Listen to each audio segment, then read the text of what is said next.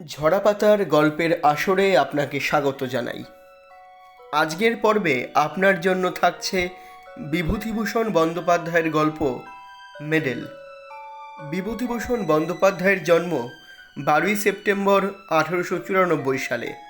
তিনি ছিলেন একজন জনপ্রিয় বাঙালি সাহিত্যিক। তিনি মূলত উপন্যাস ও ছোট গল্প লিখে খ্যাতি অর্জন করেন। পথের পাঁচালী ও অপরাজিত ছাড়াও তার রচিত অন্যান্য উপন্যাসের মধ্যে আরণ্যক, চাঁদের পাহাড়, আদর্শ হিন্দু হোটেল, ইছামতি, অশনি সংকেত এবং হীরা মানিক জলে বিশেষভাবে উল্লেখযোগ্য। উপন্যাসের পাশাপাশি বিভূতিভূষণ প্রায় 20টি গল্পগ্রন্থ, কয়েকটি কিশোর পাঠ্য উপন্যাস এবং ভ্রমণ কাহিনী রচনা করেন। 1951 সালে ইছামতি উপন্যাসের জন্য বিভূতিভূষণ পশ্চিমবঙ্গের সর্বোচ্চ সাহিত্য পুরস্কার রবীন্দ্র পুরস্কার লাভ করেন মরণোত্তর হিসেবে। এই খ্যাতনামা সাহিত্যিকের জীবনাবসান ঘটে 1950 সালের 1 নভেম্বর। আজকের গল্প মেডেল প্রথম প্রকাশিত হয় 1347 বঙ্গাব্দে মায়াপুকুর শারদ সংকলন পুজো সংখ্যায়। গল্পটি আমরা নিয়েছি বিভূতিভূষণ বন্দ্যোপাধ্যায় ভয় সমগ্র এই বইটি থেকে। প্রধান চরিত্রে স্কুলমাস্টার, সুধীর, কামিক্ষে, বৃন্দাবন এবং সুধীরের ঠাকুরদা। শুরু হচ্ছে আজকের গল্প মেডেল।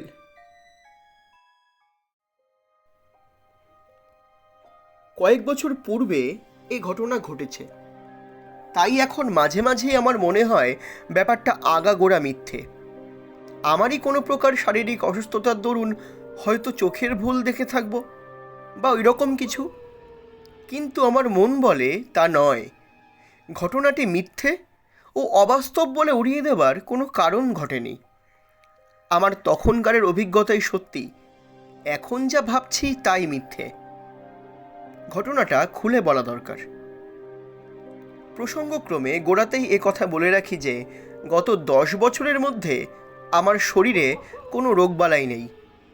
আমার মন বা মস্তিষ্ক সম্পূর্ণ সুস্থ আছে এবং যে সময়ের কথা বলছি এখন থেকে বছর 4 আগে সম্পূর্ণ সুস্থ ছিল। আমার স্কুলমাস্টারের জীবনে অত্যাশ্চর্য বা অবিশ্বাস্য ধরনের কখনো কিছু দেখিনি। অন্য 5 জন স্কুলমাস্টারের মতোই অত্যন্ত সাধারণ ও একঘেয়ে রুটিন বাঁধা কর্তব্যের মধ্যে দিয়েই দিন কাটিয়ে চলেছি আজ বহু বছর। সে বছর বর্ষাকালে গরমের ছুটির কিছু পরে একদিন ক্লাসে পড়াচ্ছি, এমন সময় একটা ছেলে আর একটা ছেলের মধ্যে হাত কাড়াকাড়ি করে কি একটা কেড়ে বা ছিনিয়ে নেবার চেষ্টা করছে। আমার চোখে পড়ল তা। আমি ওদের দুজনকে অমনোযোগিতার জন্য ধমক দিতেই অন্য একটি ছেলে বলে উঠল, স্যার, কামিক্ষে সুধীরের মেডেল কেড়ে নিচ্ছে। কার মেডেল? কিসের মেডেল? সুধীর নামে ছেলেটি দাঁড়িয়ে উঠে বলল, আমার মেডেল স্যার।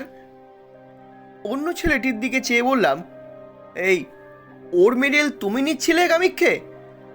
কামিক্ষে ওরফে কামাক্ষাচরণ মৌলিক নামে ছেলেটি বললে, নিচ্ছিলুম না স্যার, দেখতে চাইছিলুম, তাও দেবে না? ওর মেডেল ও যদি না দেয় তোমার কেড়ে নেবার কী অধিকার আছে শুনি? বসো, আর এরকম কখনো করবে না। কথা শেষ করে সুধীরের দিকে চেয়ে ক্লাসের ছেলেদের পরস্পরের মধ্যে ভ্রাতৃভাব ও সখ্য থাকার ঔচিত্য সম্বন্ধে নাতিদীর্ঘ একটা বক্তৃতা দেবার পরে ঈষৎ কৌতূহলের সঙ্গেই জিজ্ঞাসা করলাম, কই সুধীর, কী মেডেল দেখি? কোথায় পেলে মেডেল? ভেবেছিলাম আজকাল কলকাতার পাড়ায় পাড়ায় যেসব ব্যাডমিন্টন খেলা, সাঁতারের বা দৌড়ের প্রতিযোগিতা প্রভৃতি অনুষ্ঠিত হয়ে থাকে তারই কোনো কিছুতে সুধীর হয়তো 4র্থ স্থান বা ওই ধরনের সাফল্য লাভ করে ছোট্ট এতটুকু একটা আধুলির মতো মেডেল পেয়ে থাকবে এবং সম্পূর্ণ স্বাভাবিক যে সেটা ক্লাসে এনে 5 জনকে গর্ব ভরে দেখাতে চাইবে। এমনকি এই সূত্র অবলম্বন করে ক্লাসশুদ্ধ হেডমাস্টারের কাছে দলবদ্ধ হয়ে গিয়ে একবেলার জন্য ছুটিও চাইতে পারে। সুতরাং মেডেলটা যখন আমার হাতে এসে পৌঁছলো তখন সেটাকে তাচ্ছিল্যের সঙ্গেই হাত পেতে নিলুম। কিন্তু মেডেলটার দিকে একবার চেয়ে দেখেই চেয়ারে সোজা হয়ে বসলাম। না, এ তো পাড়ার ব্যাডমিন্টন ক্লাবের বাজে মেডেল নয়। মেডেলটা পুরনো, বড় ও ভারী চমৎকার গড়ন। কি জিনিস দেখি? মেডেলের গায়ে কি লেখা রয়েছে আধো অন্ধকার ক্লাসরুমে ভালো পড়তে পারলাম না। ওপিঠ উল্টে দেখি মহারানী ভিক্টোরিয়ার অল্প বয়সের মূর্তি খোদাই করা। পকেটে চশমা নেই, মনে হলো অফিস ঘরের টেবিলে ফেলে এসেছি। ইতিমধ্যে অনেকগুলি ছেলে ভিড় করেছে আমার চেয়ারের চারপাশে মেডেল দেখবার জন্য। ওদের ধমক দিয়ে বললাম, এই যাও, বসো গে সব, ভিড় করো না এখানে। একটি ছেলেকে বললাম, কি লেখা আছে মেডেলের গায়ে পড়ো তো। ক্লাস 4-এর ছেলে অতি কষ্টে ধীরে ধীরে পড়লে, ক্রাইমিয়া সিভাস্টোপোল ভিক্টোরিয়া রেজিনা। ওপিঠে sergeant SB Perkins, 6th Dragoon Guards, 1854 সাল। দস্তুর মতো অবাক হয়ে গেলাম। ক্রাইমিয়ার যুদ্ধের সময় সিভাস্টোপোলের রণক্ষেত্রে কোনো সাহসের কাজ করবার জন্য এই মেডেল দেওয়া হয়েছিল ইংল্যান্ডের সামরিক দপ্তর থেকে ড্রাগন গার্ডস সৈন্যদলের সার্জেন্ট পার্কিন্সকে। এ তো সাধারণ জিনিস মোটেই নয়। Crimea, Sevastopol, charge of the Light brigade.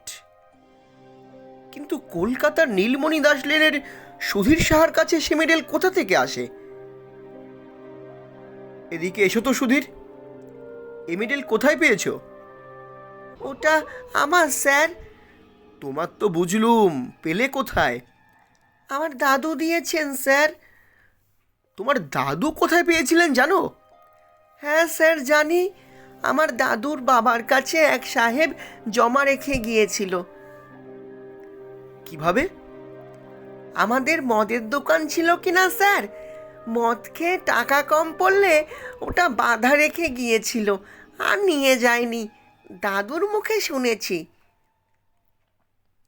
হিসাব করে দেখলাম 86 বছর উত্তীর্ণ হয়ে গিয়েছে সেই বছরটি থেকে যে বছরে সার্জেন্ট পার্কিন্স, সে যেই হোক, এ মেডেল পায়। তখন তার বয়স যদি 20 বছরও হয়ে থাকে, এখন তার বয়স হওয়া উচিত 106। সুতরাং সে মরে ভূত হয়ে গেছে কোন কালে। সেদিন ছিল শনিবার। সকাল সকাল স্কুল ছুটি হবে এবং অনেক দিন পরে সেদিন দেশে যাব পূর্বেই ঠিক করে রেখেছিলাম। আমার এক গ্রাম সম্পর্কে জ্যাঠামশাই ইতিহাস নিয়ে নাড়াচাড়া করেন, বেশ পড়াশোনা আছে, গ্রামেই থাকেন। ভাবলুম তাকে মেডেলটা দেখালে খুশি হবেন খুব। সুধীরের কাছ থেকে মেডেলটা চেয়ে নিলাম। সোমবারে ফেরত দেবো বললাম। স্কুলের ছুটির পরে বাসা থেকে সুটকেস নিয়ে শিয়ালদা স্টেশনে এসে 2:30-এর গাড়ি ধরলাম। দেশের স্টেশনে যখন নামলাম তখন বেলা 5:30 বেজে গেছে। 2 মাইল রাস্তা হেঁটে বাড়ি পৌঁছতে প্রায় সন্ধ্যা হয়ে গেল। সন্ধ্যার আগেই হয়তো পৌঁছতে পারা যেত, কিন্তু আমি খুব জোরে হাঁটিনি। ভাদ্র মাসের শেষ, অথচ বৃষ্টি তত বেশি না হওয়ায় পথঘাট বেশ শুকনো খটখটে। পথের ধারের বর্ষা শ্যামল গাছপালা চোখে বড় ভালো লাগছিল। অনেক দিন কলকাতা বাসের পরে তাই জোরে পানা চালিয়ে আস্তে আস্তে হেঁটে আসছিলাম। এখানে প্রথমেই বলি, আমার বাড়িতে কেউ থাকে না। পাশের বাড়ির এক বৃদ্ধা আমি গেলে রান্না করে নিয়ে আসতেন বরাবর। আমার এক বাল্য বন্ধু বৃন্দাবন অনেক বছর ধরে বিদেশে থাকে। পিসিমার মুখে শুনলাম আজ দিন 15 হলো বৃন্দাবন বাড়ি এসেছে। শুনে বড় আনন্দ হলো। সন্ধ্যার পরেই ওর সঙ্গে দেখা করব ঠিক করে চা খেয়ে নদীর ধারে বেড়াতে বার হলাম। যাবার সময় সুটকেসটা খুলে মেডেলটা পকেটে নিলাম, বৃন্দাবনকে দেখাবো বলে।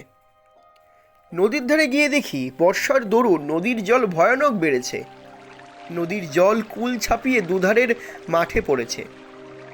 অনেকক্ষণ বসে রইলাম। সন্ধ্যার অন্ধকার নামলো একটু একটু করে। বাদুড়ের দল বাসায় ফিরছে। কেউ কোনো দিকে নেই। এক জায়গায় বর্ষার তোড়ে নদীর পাড় ভেঙে গিয়েছে। অনেকটা উঁচু পাড়, নিচে খরস্রোতা বর্ষার নদী।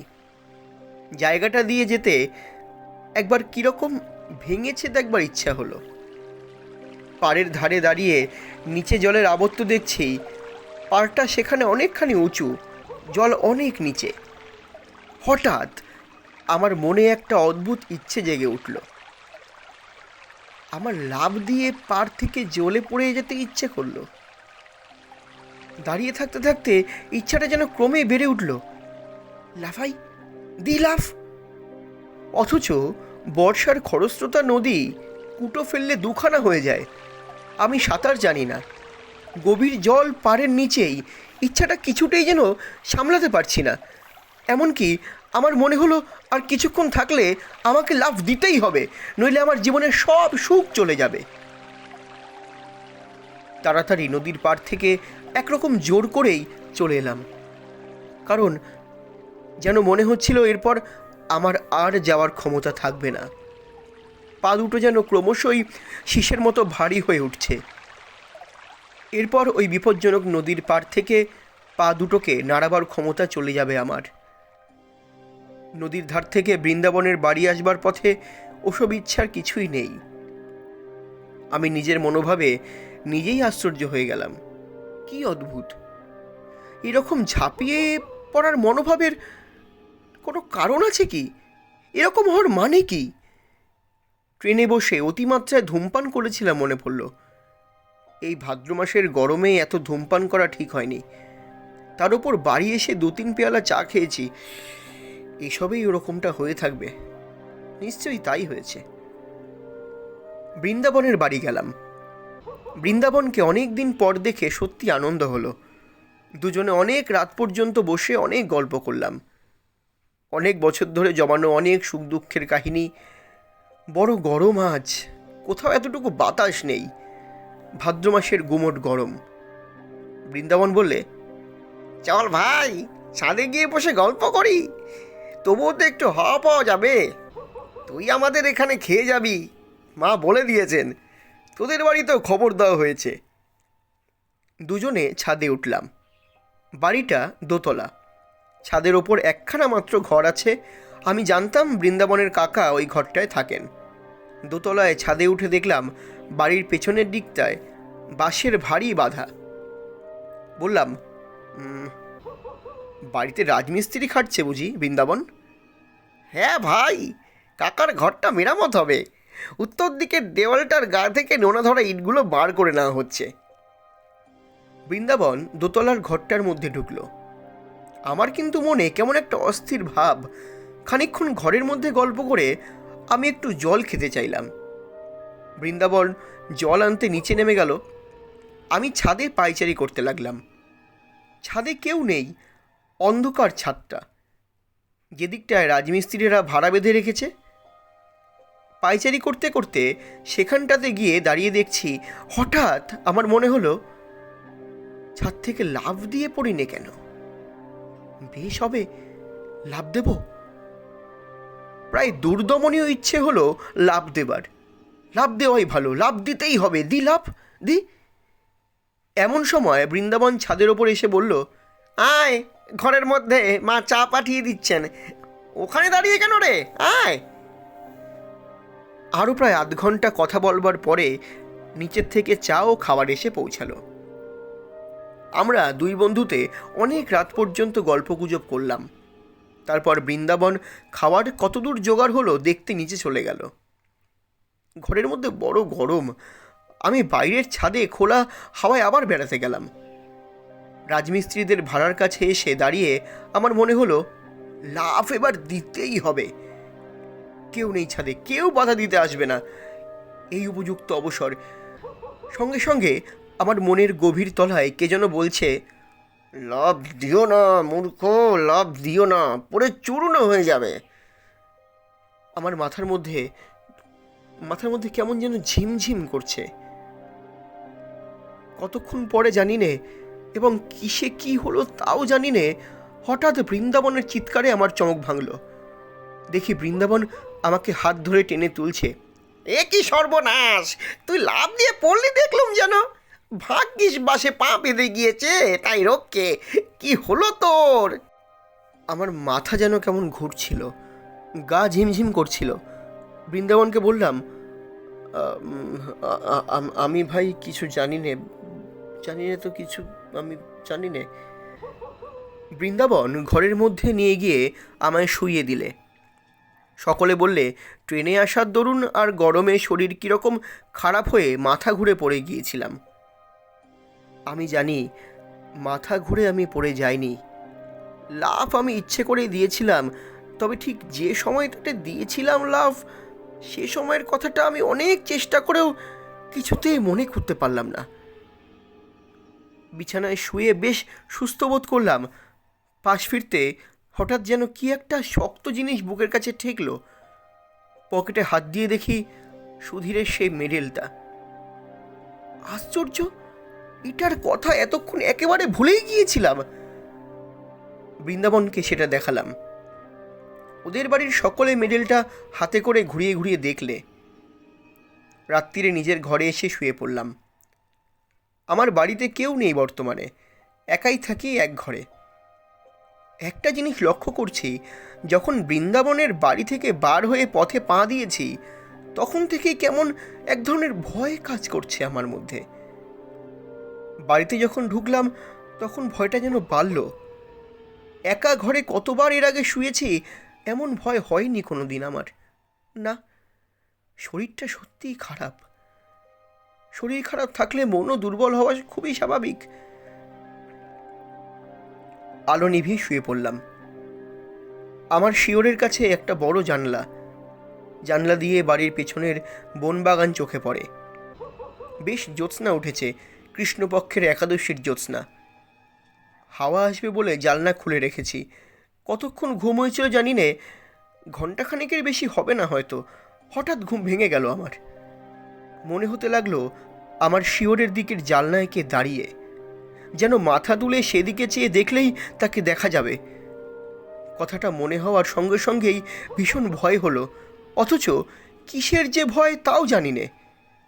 এমন ভয় যে কিছুতেই শিয়রের জানলার দিকে তাকাতে পারলাম না। চোখে না দেখলেও আমার বেশ মনে হলো জানলার গড়াধে দুটো হাত রেখে কে দাঁড়িয়ে আছে, জ্বলন্ত চোখে এসে আমার দিকে চেয়ে রয়েছে। আমি ওদিকে চাইলেই দেখতে পাবো। প্রাণপণে চোখ বুজে শুয়ে রইলাম, কিছুতেই চাইব না ওইদিকে। ঘুমোবার চেষ্টা করলাম, কিন্তু ঘরের মধ্যে কোথাও কি ইঁদুর পচেছে নাকি? কিসের একটা পচা গন্ধ, যেন আয়োডিন, লিন্ট, মলম প্রভৃতির উগ্র গন্ধের সঙ্গে পচা ক্ষতের গন্ধ মেশানো। এতকাল বাড়িতে থাকা নেই, যার উপর বাড়িঘর পরিষ্কার রাখার ভার, সে কিছুই দেখাশোনা করে না বোঝা গেল। কে যেন আমার মনের ভেতর বলছে, চেয়ে দেখো, তোমার মাথার শিয়রের জানলার দিকে চেয়ে দেখো না। ঘরের চারিধারে কিসের যেন একটা প্রভাব, কোনো অমঙ্গলজনক, হিংস্র, উগ্র, অশান্ত ধরনের ব্যাপার, ঠিক বলে বোঝানো যায় না। আমি যেন ভয়ানক বিপদগ্রস্ত। সে এমন বিপদ যা আমাকে মরণের দৌড় পর্যন্ত পৌঁছে দিতে পারে। এমনকি সে দৌড়ের চৌখাট পার করে অন্ধকার মৃত্যুপরের হিমশীতল নীরবতার মধ্যেও ডুবিয়ে দিতে পারে আমাকে।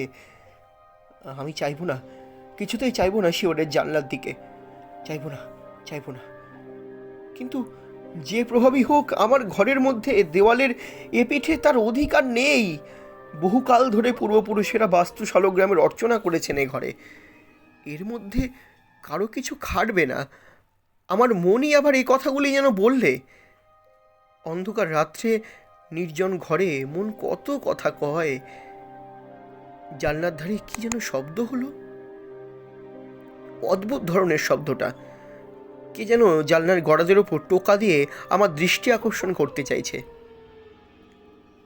একবার, দুবার, তিনবার। ভয়ে আমার বুক টিপটিপ করে উঠল। কাউকে ডাকবো চিৎকার করে? একবার চেয়ে দেখবো জানলার দিকে জিনিসটা কি? হঠাৎ আমার মনে পড়ল, একটা ধাড়ি বেজি অনেক দিন থেকে বাইরের দেওয়ালে কড়িকাঠের খোলে বাসা বেঁধে আছে। আজ বিকেলেও সেটাকে একবার দেখেছি। জানলার ওপরকার কাঠে সেটা পোকামাকড় বা জোনাকি ধরেছে, এই তারই শব্দ হবে। হ্যাঁ, তারই শব্দ। কথাটা মনে হতেই মনের মধ্যে সাহস আবার ফিরে এলো। ঘাম দিয়ে জ্বর ছেড়ে গেল যেন। শরীর অসুস্থ থাকলে কত সামান্য কারণ থেকে ভয় পায় মানুষ। পাশ ফিরে এবার ঘুমোবার চেষ্টা করলাম স্বস্তির নিঃশ্বাস ফেলে। কিন্তু আমার এ ভাব বেশিক্ষণ স্থায়ী হলো না। এ ধারণা আমার মন থেকে কিছুতেই গেল না যে আজ রাত্রে আমি একা নই, আরও কি এখানেই নিদ্রাহীন চোখে সে আমার ওপর খরদৃষ্টি দিয়ে পাহারা রেখেছে। আমায় সে নিরাপদে বিশ্রাম করতে দেবে না আজ। বারবার ঘুম আসে, আবার তন্দ্রা ছুটে যায়। অমনি জেগে উঠি, কিন্তু চোখ চাইতে বা বিছানার ওপর উঠে বসতে সাহস পায় না। আর সেই শব্দটা মাঝে মাঝেই জানলার গড়াদের উপর হতে শুনি। খুব মৃদু করাঘাতের শব্দ, যেন শব্দটা বলছে, চেয়ে দেখো, পিছন ফিরে জানলার দিকে চেয়ে দেখো না, দেখো। ঘামে দেখি বিছানা ভেসে গিয়েছে। ভাদ্রের গুমোট গরম কিনা। দিনের আলো ফুটলে লোকজনের শব্দ কানে যেতে রাত্রের ভয়টা মন থেকে কোথায় গেল মিলিয়ে। নিশ্চিন্ত মনে বেলা 9টা পর্যন্ত ঘুম দিলাম। তারপর উঠে চা খেয়ে পাড়ায় বেড়াতে বার হওয়া গেল। এই সময় একটা ঘটনা ঘটল। তখন আমি আর বিশেষ কোনো মূল্য দিইনি, কিন্তু পরে সব কথা মনে মনে আলোচনা করে দেখি সেটা ভারী আশ্চর্য বলে মনে হয়েছিল আমার। ওপাড়ার পথে আমার সেই জ্যাঠামশাইয়ের সঙ্গে দেখা। তাকে দেখাবার জন্যেই আমি মেডেলটা কাল রাত্রে সঙ্গে নিয়েই বেরিয়েছিলাম, কিন্তু বৃন্দাবনদের বাড়িতে নিমন্ত্রণের জন্য তার সঙ্গে দেখা করতে পারিনি। আমায় দেখে তিনি বললেন, এই যে সুরেন, ভালো আছো? কাল তুমি এসেছো দেখলাম, তখন অনেক রাত, তাই আর ডাকলুম না। বোধহয় বৃন্দাবনের বাড়ি থেকে ফিরছিলে। আমি তখন ছাদে পায়চারি করছি। যে গরম গিয়েছে বাবা কাল রাত্রিরে, তোমার সঙ্গে লোক রয়েছে দেখে আর ডাকলুম না। ওই লোকটি কে?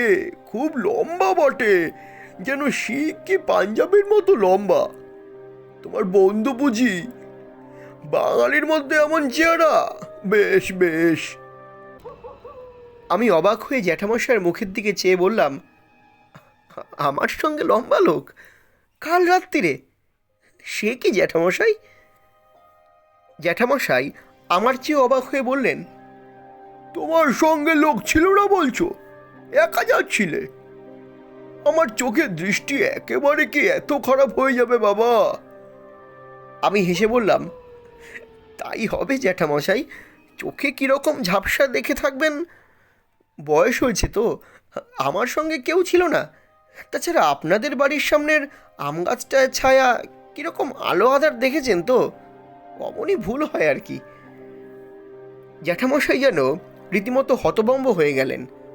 বললেন, কি আশ্চর্য কাণ্ড, এতটা ভুল হবে চোখে? আম গাছের এদিকে যখন তুমি টর্চ জ্বাললে, তখন দেখলাম তুমি আর তোমার পেছনের একজন লম্বা মতো লোক। তারপর তুমি টর্চ নিভিয়ে আম গাছের ছায়ার মধ্যে ঢুকলে। তখনও জ্যোৎস্নার আলো আর আম গাছের ছায়ার অন্ধকারে আমি বেশ দেখতে পেলাম লোকটি তোমার পেছনে পেছনে যাচ্ছে।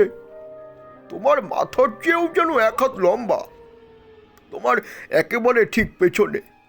তবে খুব ভালো দেখতে পেলাম না এত দূর থেকে, আর আধো অন্ধকারের মধ্যে স্পষ্ট কিছু দেখা গেল না তো। এমনকি একেবারে পর্যন্ত মনে হলো যে তোমায় ডেকে জিজ্ঞাসা করি তোমার বন্ধুটিকে। একেবারে এত ভুল হবে চোখে আমার? জ্যাঠামশাইকে পুনরায় বুঝিয়ে বললাম, আমার সঙ্গে কাল কেউ ছিল না, আমি একাই ছিলাম। সুতরাং তার দৃষ্টিশক্তির গোলমাল ছাড়া এ ব্যাপারের অন্য কোনো সিদ্ধান্ত করা চলে না। সারাদিন বৃন্দাবনের সঙ্গে আড্ডা দিয়ে কাটানো গেল। গতকাল রাত্রের ভয়ের ব্যাপার দিনের আলোয় এত হাস্যকর বলে আমার নিজের কাছেই মনে হলো যে বৃন্দাবনকেও সে কথাটা বলিনি। রাত্রের ট্রেনে কলকাতায় ফিরব। বৃন্দাবনের বাড়ি থেকে চা খেয়ে বাড়ি এসে সুটকেসটা নিয়ে স্টেশনের দিকে রওনা হয়েছি। তখনই সন্ধ্যার অন্ধকার বেশ নেমেছে। বাউরিপাড়ার বড় বাগানটার মধ্যে দিয়ে আসছি। বাগানটা পার হতে প্রায় 5-6 মিনিট লাগে। মস্ত বড় বাগান। বাগানের ঠিক মাঝামাঝি এসে হঠাৎ পেছন ফিরে চাইলাম কি ভেবে। সঙ্গে সঙ্গে আমার সারা দেহে যেন বিদ্যুৎ খেলে গেল। আচমকা ভয়ে আমার সর্বশরীর কাঠ হয়ে গেল। কে ওটা ওখানে দাঁড়িয়ে? রাস্তা থেকে একটু পাশে আগাছার জঙ্গলের মধ্যে আধো অন্ধকার এক অদ্ভুত মূর্তি, খুব লম্বা। তার মাথায় ঘোড়ার বালামচির সেই এক লম্বা ধরনের টুপি, পাতলা লোহার চেন দিয়ে থুতনির সঙ্গে বাঁধা। ছবিতে গোরা সৈনিকদের মাথায় যে ধরনের টুপি দেখা যায় আর কি। মূর্তিটা যেন নিশ্চল নিস্পন্দ অবস্থায় আমার দিকে চেয়ে দাঁড়িয়ে। আমার কাছ থেকে মাত্র 10 গজ কি তারও কম দূরে। মরিয়ার মতো আর একটু এগিয়ে গেলাম। এই ভয়ানক কৌতূহল আমাকে চরিতার্থ করতেই হবে যেন। মূর্তি নড়ে না, যেন নিশ্চল পাথরের মূর্তি। কিন্তু বেশ অস্পষ্ট দেখছি 7-8 গজ মাত্র দূরে তখন মূর্তিটা। আর ঘোড়ার বালামচির লম্বা টুপি ও ইস্পাতের চেনের স্ট্র্যাপ স্পষ্ট দেখতে পেলাম আমি। আমার পা ঠকঠক করে কাঁপতে লাগলো। সারা দেহ কেমন অবশ হয়ে আসছে। মাথাটা হঠাৎ বড় হালকা হয়ে গিয়েছে। বোধহয় আর আধ মিনিট এভাবে থাকলে মূর্ছিত হয়ে পড়ে যেতাম, কারণ সেই ভীষণ মূর্তিটার মুখোমুখি আমি দাঁড়িয়ে। আমার পা দুটো বেজায় ভারী হয়েছে, নড়বার উপায় নেই মূর্তির সামনে থেকে। কিন্তু ঠিক সেই সময় বাউরি বাগানের পথে লণ্ঠন নিয়ে কারা ঢুকলো। 2-3 জন লোকের গলার শব্দ শুনে আমার সাহস ফিরে এলো। আমি ওদের ডাক দিলাম চিৎকার করে। ওরা ছুটে এলো। আমায় ওখানে বনের মধ্যে দেখে খুব আশ্চর্য হয়ে বললে, ওখানে কি বাবু, কি হয়েছে? তারপর লণ্ঠন তুলে ওরা আমার মুখ দেখে বলল, ও আপনি, কি হয়েছে আপনার? মুখ একেবারে সাদা ফ্যাকাশে হয়ে গিয়েছে। ভয় ঠয় পেলেন নাকি? বাউরি বাগান জায়গাটা ভালো না, সন্ধ্যার পর এখানে অনেকে ভয় পায়। ওদের লণ্ঠনটা যখন উঁচু করে তুলে ধরলে আমার মুখে, সেই আলোয় দেখলাম সামনের মূর্তিটা তখনও সেখানে ঠিক সেই রকমই দাঁড়িয়ে। একজন বললে, কি দেখছিলেন ওখানে? কি দেখছিলেন বাবু, ওই সরা গাছটা? আরেকজন বললে, গাছটায় ডালপালা কেটে মাথায় ঝোপের মতো করে রেখেছে কি না, যেন মানুষ বলে অন্ধকারে ভুল হয় বটে। চলে আসুন বাবু, আমিও দেখলাম সারা গাছেও বটে। মাথার দিকের পাতাগুলো ছেটে গাছটাকে দেখতে হয়েছে ঠিক হর্স গার্ডসদের ঘোড়ার বালামচির টুপির মতন। লোকের চোখের কি ভুলই হয়। কাল আমি আবার জ্যাঠামশাইকে চশমা নিতে বলছিলাম। ভেবে লজ্জা হলো মনে মনে। তিনি বৃদ্ধ লোক, তার চোখের ভুল তো হতেই পারে। আমারই যখন এই অবস্থা।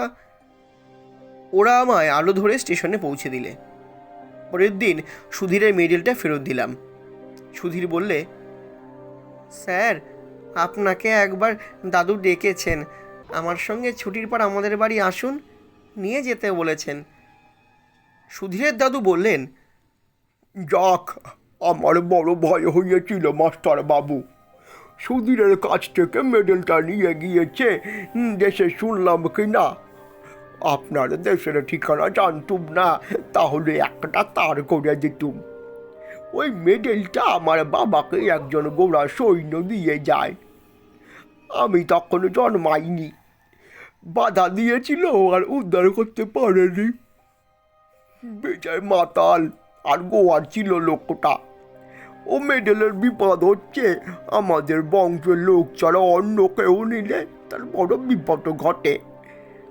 আমার এক ভগ্নিপতি একবারে কিছুতেই শুনলে না। অনেক কাল আগের কথা। বাড়ি নিয়ে গেল মেডেল দেখাতে।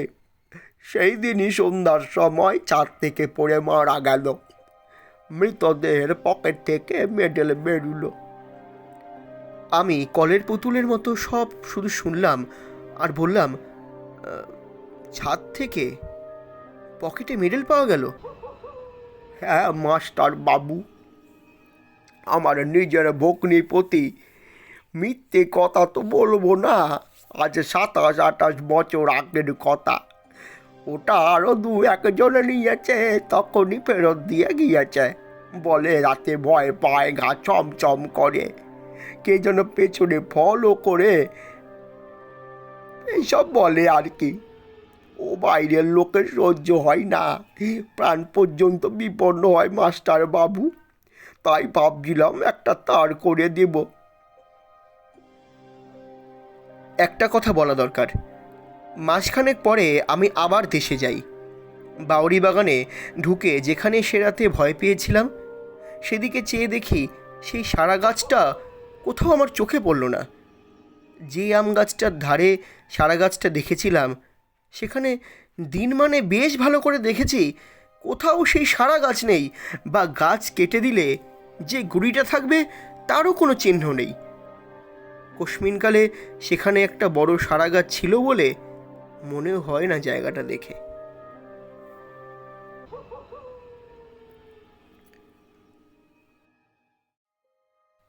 শুনছিলেন বিভূতিভূষণ বন্দ্যোপাধ্যায়ের লেখা গল্প মেডেল। গল্প পাঠে এবং মাস্টারবাবুর চরিত্রে আমি বিজয়।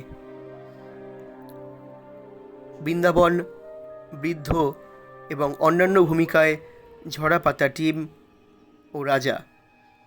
Poster design চারুলিপি। মিউজিক ডিজাইনে রয়েছে তরঙ্গ দ্য আল্টিমেট মিউজিক। প্রযোজনা study academy the symbol of education. দেখা হচ্ছে পরবর্তী আরেকটি পর্ব নিয়ে, নতুন কোনো গল্প অথবা কবিতা নিয়ে। ততক্ষণ শুনতে থাকুন, পাশে থাকুন ঝরাপাতা ইউটিউব চ্যানেলের। ঝরাপাতা, কবিতার ও গল্পের কথা বিজয়ের সঙ্গে। চ্যানেলটি যদি এখনও সাবস্ক্রাইব করে না থাকেন, সাবস্ক্রাইব করুন নতুন নতুন গল্প এবং কবিতা পেতে। দেখা হচ্ছে পরের সপ্তাহে। ততক্ষণ সুস্থ থাকুন, শুনতে থাকুন, পাশে থাকুন ঝরাপাতার।